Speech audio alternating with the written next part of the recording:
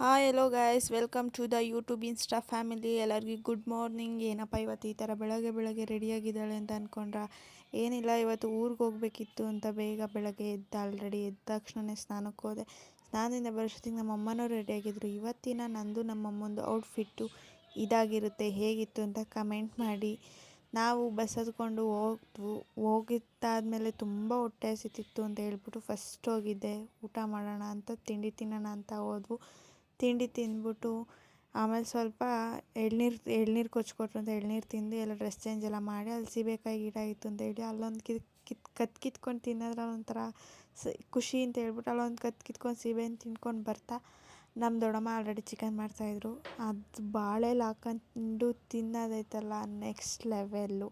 ಇನ್ನು ಸಾಂಬಾರು ಇನ್ನೂ ಬೆಂದಿರಲಿಲ್ಲ, ಆಲ್ರೆಡಿ ನಾನು ಆವಾಗಲೇ ತಿಂದೆ. ಹಾಗೆ ಮಾವಿನಕಾಯಿ ಎಲ್ಲ ಗಿಡದಲ್ಲಿ ಕಿತ್ಕೊಂಡು ಮಾವಿನಕಾಯಿ ತಿಂದು ನಾನು ಸ್ವಲ್ಪ, ನಮ್ಮಮ್ಮ ಒಂದು ಸ್ವಲ್ಪ ತಿಂದು. ಇವತ್ತಿನ ಬ್ಲಾಗ್ ಇಷ್ಟೇ ಆಗಿರುತ್ತೆ. ಈ ಬ್ಲಾಗ್ ಬಂದು ನನ್ನ 10 ಡೇ ಮಿನಿ ಬ್ಲಾಗ್ ಆಗಿರುತ್ತೆ. ಆದಷ್ಟು ಬೇಗ ಫಾಲೋ ಮಾಡ್ಕೊಳ್ಳಿ.